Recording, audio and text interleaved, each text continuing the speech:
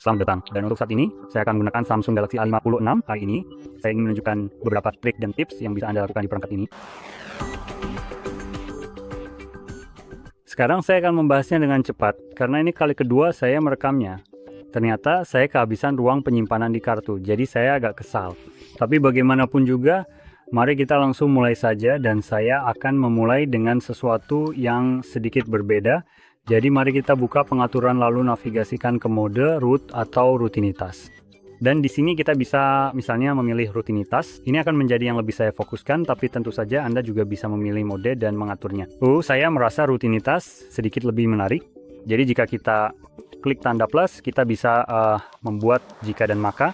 Jadi jika saya tiba di suatu lokasi atau jika saya terhubung ke jaringan, jadi saya akan pilih jaringan. Jadi jika saya terhubung ke jaringan ini, maka saya bisa membuat sesuatu terjadi. Misalnya, saya bisa mengatur koneksi. Katakanlah data seluler yang sebenarnya tidak bisa saya lakukan. Saya bisa memilih untuk mematikannya. Entah kenapa saya tidak bisa melakukan itu, jadi saya akan pilih hal lain seperti NFC. Jadi, jika saya tiba di lokasi ini atau saat saya terhubung ke jaringan yang juga menyiratkan lokasi, maka NFC akan otomatis dimatikan. Jadi, sebagai contoh, ini adalah internet kantor. Jadi, jika saya tiba di kantor dan ponsel saya secara otomatis terhubung ke Wi-Fi, maka NFC secara otomatis dimatikan, yang menciptakan otomatisasi yang sangat bagus. Maaf. Dan Anda dapat berbuat lebih banyak dengan ini, pastinya hal yang jauh lebih banyak dan rumit daripada yang saya tunjukkan saat ini. Sebagai contoh, cara saya mengaturnya di ponsel saya adalah ketika misalnya saya tiba di rumah. Jadi saya sebenarnya akan memilih lokasi, tapi untuk tujuan praktis, Anda bisa mengatur misalnya Wi-Fi atau tempat. Keduanya hampir akan melayani tujuan yang sama. Tempat mungkin sedikit lebih baik. Saya tidak yakin bagaimana konsumsi baterainya akan terpengaruh, mengingat itu akan terus-menerus melacaknya. Jadi itu benar-benar terserah Anda. Wi-Fi mungkin lebih baik. Jadi misalnya jika saya terhubung ke jaringan, maka ketika saya tiba di rumah, saya akan otomatis terhubung ke jaringan saya. Lalu saya bisa mengaturnya sehingga di bawah SmartThings secara otomatis akan menyalakan semacam lampu. Dan dari situ saya juga bisa membatasinya agar hanya melakukan itu pada waktu tertentu saja. Jadi setelah Anda memilih opsi ini, misalnya SmartThings Anda juga bisa memilih waktu sebagai opsi tambahan yang akan muncul seperti yang terlihat di sini. Kondisinya, atau sebenarnya Anda bisa, saya rasa memilihnya langsung di sini kan. Ya, waktu tertentu jadi ada di sini. Jadi kondisinya, jadi jika saya tiba atau jika saya terhubung ke jaringan itu pada misalnya pukul 8:43 terserah setiap hari, maka secara otomatis aksi ini akan dijalankan. Tapi jika saya tiba di lokasi yang sama sebelum waktu itu, maka tidak akan terjadi apa-apa. Jadi sebagai contoh, jika Anda hanya ingin lampu Anda menyala saat, misalnya setelah malam, jadi ketika mulai gelap, Anda pilih waktu tertentu dan sudah selesai. Dan ketika Anda tiba di tempat itu pada siang hari biasanya, tidak akan terjadi apa-apa. Jadi ini adalah cara yang cukup bagus untuk mengotomatisasi banyak hal berbeda. Yang berhubungan dengan ponsel, juga misalnya perangkat pintar, yang secara pribadi sangat saya suka gunakan. Dan saya baru menemukan ini, belum lama ini, benar-benar hari ini, jadi saya akan mencoba-coba ini seiring waktu. Tapi saya ingin membagikan ini. Dan sekarang lanjut ke opsi berikutnya, kita akan masuk ke suara, getaran. Dan di sini kita bisa mulai dengan kualitas suara dan efek. Lalu dengan opsi adapt sound yang secara default akan mati. Jadi Anda perlu menyalakannya. Dan ketika Anda mengklik pada teksnya akan muncul 3 opsi ini. Jadi kita punya opsi di bawah 30 sampai 60 dan di atas 60. Ini mengacu pada gangguan pendengaran yang berkembang seiring usia. Dan fitur ini mencoba menyesuaikan dengan meningkatkan frekuensi tertentu yang biasanya akan hilang berdasarkan usia. Tapi yang saya suka lakukan menggunakan fitur ini adalah untuk menyesuaikan dengan berbagai jenis earbud atau headphone. Karena fitur ini hanya berfungsi dengan earbud atau headphone, Anda tidak bisa mengaturnya tanpa perangkat suara apapun yang terhubung. Jadi dengan itu, Ketika Anda menghubungkan headphone atau earbud Anda bisa menjalankan fitur ini dan akan mulai memutar berbagai suara. Nada tinggi, nada rendah, telinga kiri atau kanan. Situ Anda memilih mendengarnya atau tidak. Alasan saya merasa ini sangat berguna jika Anda memiliki earbud kualitas kurang baik, Anda tidak. Atau earbud tidak mampu mereproduksi frekuensi tertentu. Oleh karena itu, Anda tidak akan bisa mendengarnya. Jika Anda memilih tidak bisa mendengarnya, perangkat akan meningkatkan frekuensi tersebut untuk menyesuaikan dengan apa yang biasanya dianggap sebagai kehilangan pendengaran. Namun sekarang, perangkat meningkatkan suara yang sebenarnya sulit direproduksi sebelumnya, jadi semoga sekarang ketika suara itu diperkuat, Anda benar-benar bisa mendengarnya. Hanya karena earbud-nya berkualitas buruk, bukan berarti jika equalizer-nya disesuaikan, Anda tidak akan mulai mendengarnya sekarang. Dan jelas, ini mungkin akan memberikan kualitas suara yang lebih baik dari earbud Anda. Jadi sangat saya rekomendasikan untuk mencobanya. Sekarang kita lanjutkan, mari kita bahas notifikasi dan tombol pengaturan. Jadi di sini biasanya izinkan saya mengembalikannya ke pengaturan semula. Biasanya Anda akan dibatasi memiliki jenis notifikasi dan tombol pengaturan One UI 7 yang baru, yang terpisah. Jadi jika Anda menggeser ke bawah di layar utama, otomatis akan membuka notifikasi, dan Anda menggeser ke kiri untuk berpindah ke tombol pengaturan, atau Anda menggeser ke bawah dari sisi kanan untuk langsung mendapatkan tombol pengaturan. Saya lebih suka opsi yang digabungkan. Jadi kita klik ikon pensil pengaturan panel dan atur agar digabungkan. Sekarang ketika Anda kembali, Anda melihat keduanya tampil bersama. Hal lain yang Anda lakukan di sini, dengan mengedit, Anda memindahkan posisi tombol pengaturan ini.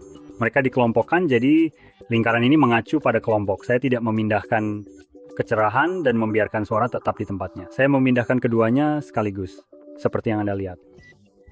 Jadi, itu salah satu hal yang bisa Anda lakukan, mengaturnya, sehingga hal-hal penting lebih mudah diakses, misalnya dengan mengedit tombol pengaturan di sini, posisi mereka, serta menambah atau menghapus beberapa tombol pengaturan sekaligus. Mungkin Anda merasa beberapa tidak berguna, jadi langsung saja hapus. Selesai. Dan hal lain di sini, jika Anda mulai mengatur volume, Anda bisa lihat secara default kita hanya punya kontrol volume untuk media saja. Itu mencakup hal-hal seperti YouTube, musik, atau lagu. Dan Anda bisa klik 3 titik ini dan akan muncul kontrol tambahan. Jadi kita kembali ke yang pertama, yaitu volume media. Lalu kita punya volume nada dering, kemudian volume notifikasi, dan terakhir ada sistem yang mengacu pada misalnya suara keyboard saat Anda mengetik, atau suara tambahan lain seperti saat membuka atau menutup aplikasi, apapun itu jika Anda punya fitur seperti itu. Jadi ini memberi Anda sedikit lebih banyak pilihan di sini, dan klik lagi di situ. Kita juga bisa masuk ke pengaturan dengan mengklik ikon roda gigi, dan di sini Anda juga akan menemukan volume asisten AI. Jadi kita bisa mengatur agar asisten AI terdengar sangat keras, sementara semua suara lain di perangkat Anda, misalnya diredam. Jadi kita memang punya banyak opsi untuk mengontrol berbagai hal yang berbeda, serta memiliki kendali penuh, saya rasa di suatu tempat. Kita juga punya batas volume media yang jelas dan terdefinisi dengan baik. Anda bisa mengaturnya jika tertarik. Saya sendiri tidak terlalu peduli dengan itu, tapi saya cukup yakin jika ada aplikasi yang memutar suara, Anda sebenarnya juga bisa mengubah volume aplikasi tertentu ini, bukan hanya volume media secara keseluruhan.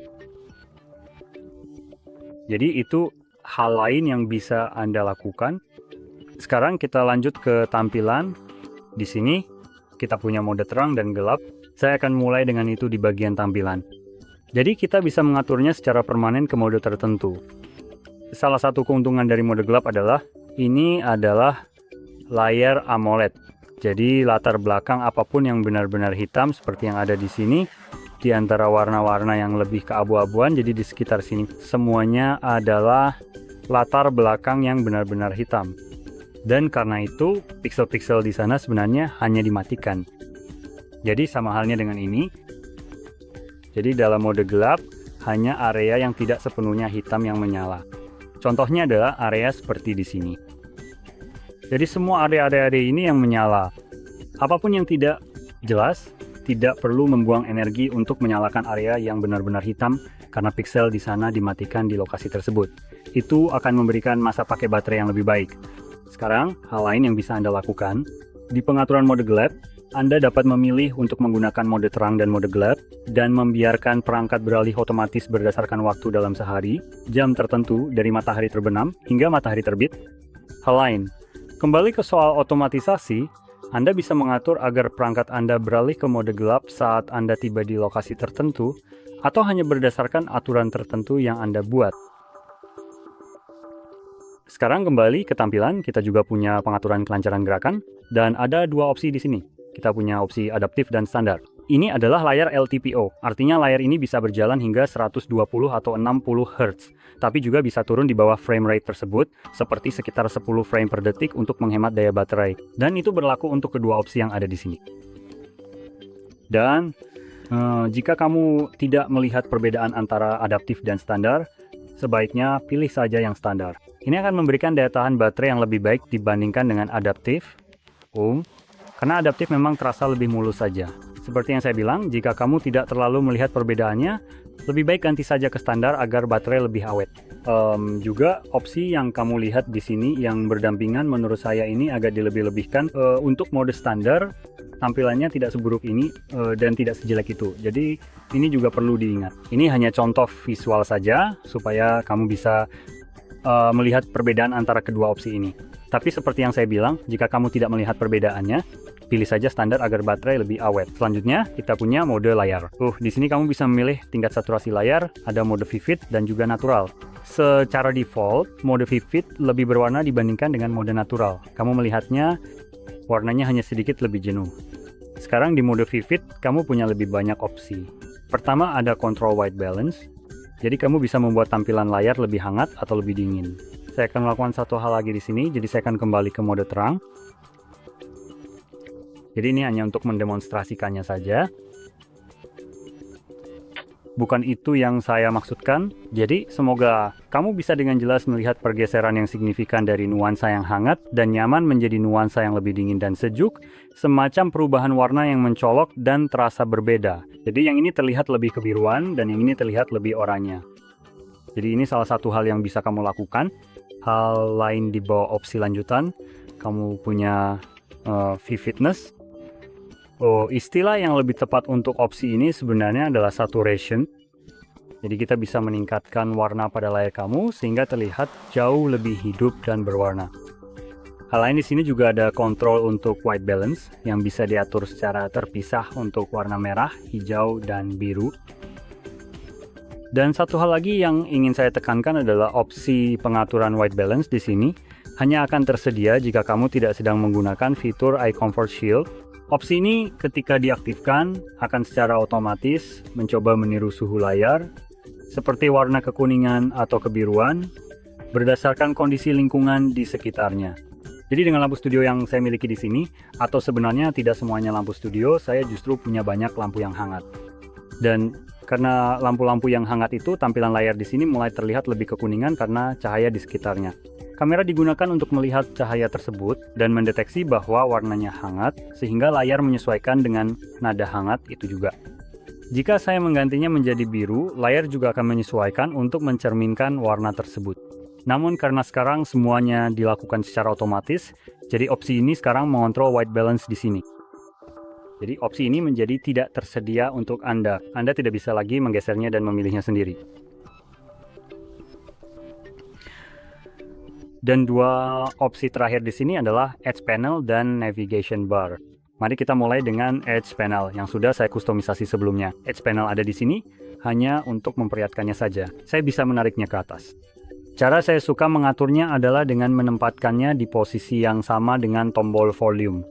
Jadi Anda tahu di mana letaknya dan menaikkan transparansinya hingga hampir tidak terlihat. Tapi karena letaknya sama dengan tombol volume, saya selalu tahu di mana harus menggeser ke atas. Dan Anda bisa mengaturnya di bagian handles. Jadi yang perlu Anda lakukan, coba kembali ke sini, secara default tampilannya akan seperti ini. Jadi Anda tinggal menggesernya ke atas, perkecil ukurannya sedikit, dan tingkatkan transparansinya ke tingkat tinggi. Dan ketika Anda kembali, panel itu akan langsung menghilang. Hal lain yang bisa Anda lakukan adalah masuk ke panels dan menambahkan panel tambahan. Saat ini saya punya Apps dan Weather. Apps adalah panel bawaan. Weather tidak diaktifkan secara default, Jadi Anda bisa menambahkannya. Tapi jika Anda juga masuk ke akun Samsung Anda akan melihat opsi Samsung Store di bagian bawah sini, yang memungkinkan Anda membeli, atau mengunduh panel gratis, atau membeli panel yang dibuat oleh orang lain. Opsi beli harganya berkisar dari sekitar 99 sen hingga sekitar $3 atau lebih. Agak menjengkelkan karena Anda harus mengeluarkan uang lagi untuk beberapa panel yang mungkin lebih baik, bahkan setelah Anda sudah membayar mahal untuk perangkat ini dan fitur One UI-nya yang unik, sementara Anda tidak bisa mengaksesnya karena sekarang Anda harus membayar lagi. Tapi ya, begitulah. Ini Samsung, Anda tahu. Jadi saya sangat menyarankan untuk memeriksanya karena beberapa panel di sana mungkin sangat berguna untuk Anda. Dan kembali ke sini, kita juga punya navigasi e-bar. Saya mengaturnya ke gestur, tapi mungkin secara default Anda menggunakan tombol. Sekarang di bawah opsi lainnya, untuk gestur maupun tombol, Anda punya dua pilihan berbeda. Tapi gestur punya sensitivitas gestur. Sebelumnya, di versi yang lebih lama, Anda punya opsi untuk yang pertama, mengatur sensitivitas gestur untuk sisi kiri dan kanan. Jadi Anda bisa mengontrolnya secara terpisah. Dan saya sadar tadi, saya menunjuk dari kiri ke kanan. Mari kita tidak membahas itu. Jadi Anda bisa mengontrol ini secara terpisah. Sekarang Anda tahu Samsung mengikuti jejak Apple dan mengurangi pilihan karena Anda mungkin akan bingung dengan terlalu banyak opsi. Jadi ya sekarang semuanya jadi lebih sederhana. Tapi alasan saya menyoroti hal ini adalah karena sebenarnya tidak harus seperti itu. Samsung punya aplikasi di Samsung Store mereka yang bernama Good Lock. Dan untuk sekadar menunjukkan, jika Anda membuka Samsung Store, Anda bisa mencari Good Lock, install aplikasi itu, dan ketika Anda membukanya, tunggu sebentar, Anda bisa melihat bahwa bar saya di sini jauh lebih kecil, lebih transparan, dan juga tidak mengganggu opsi-opsi di sini. Jadi saat Anda menggeser layar dan ada teks yang muncul di sini, biasanya Anda bisa melihat bahwa teks tersebut terpotong oleh bar. Meskipun warnanya disesuaikan dengan latar belakang agar terlihat seolah-olah tidak mengganggu, jika Anda mulai menggeser, Anda bisa melihat bahwa bar itu tetap menghalangi dan itu hanya mengganggu serta tidak ada gunanya. Itu adalah gesture bar, tidak perlu terlihat sama sekali. Sayangnya, tidak ada opsi untuk menyembunyikannya. Samsung dan kebijakan mereka yang luar biasa yang sebelumnya memang ada opsinya, tapi sepertinya sekarang sudah tidak ada. Bagaimanapun Anda bisa menyesuaikannya dengan mencari opsi bernama Navstar di Good Lock. Dan ketika Anda membukanya, Anda tentu ingin menyalakannya, lalu kemungkinan besar juga menyalakan opsi ini, yang membuat latar belakang putih di bagian samping sini menjadi transparan, sehingga tidak memotong teks agar tetap terlihat. Dan kemudian di bagian paling bawah, Anda akan menemukan gesture handle. Ini memungkinkan Anda mengubah lebarnya agar jauh lebih pendek dan juga mengubah tingkat transparansinya. Namun meskipun saat ini sudah diatur pada tingkat transparansi terendah yang bisa dicapai, itu masih tetap terlihat.